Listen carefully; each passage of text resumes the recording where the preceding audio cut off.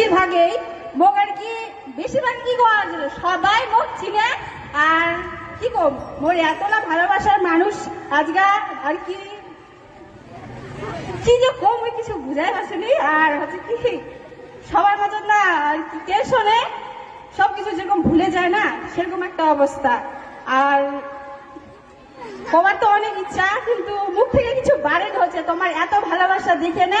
আর আমার আর কি কি কম দেখো একটা কথা খুব কিছু মনে করেন না, ঠিক আছে?